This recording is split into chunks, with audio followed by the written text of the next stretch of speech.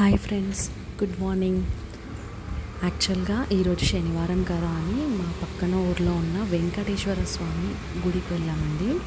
ఈ గుడి చాలా పురాతనమైంది, అక్కన్న మాదన్నల కాలం నాటిదండి. ఇది టెంపుల్ ఎంట్రన్స్. ఇక్కడ చాలా ఆహ్లాదకరంగా ఉంటుంది, చాలా ప్రశాంతంగా ఉంటుందండి. ఇక్కడ ధ్వజస్తంభము, ఇక్కడ రైట్ సైడ్ వచ్చేసి యాగశాల అంటారు. ఇది ఇందులో వెంకటేశ్వర స్వామి మరియు శివాలయం రెండు కూడా ఉన్నాయండి.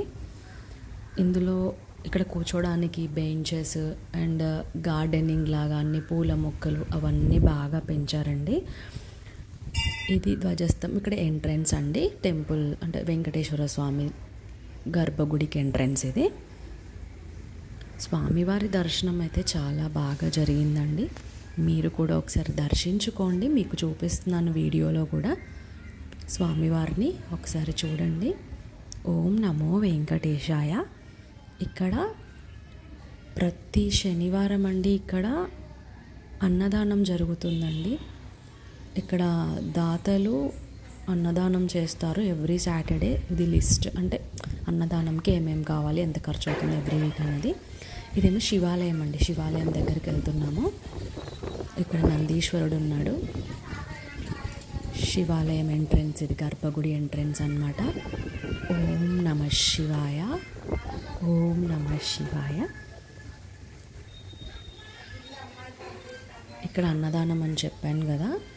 ఇక్కడ రైట్ సైడ్లో వంటలు చేస్తున్నారు, అలా పెద్ద పెద్ద కుకింగ్ బౌల్స్ అన్నీ కనిపిస్తున్నాయి కదా, అది ఎగ్జిట్కి అనమాట. ఇక్కడ మనం అంటే ఇక్కడ అక్కడ చాలా బాగుంటుంది, ఎంతసేపు కూర్చోవాలనిపిస్తుంది. చాలా అంటే చాలా ప్రశాంతంగా ఉంటుందండి.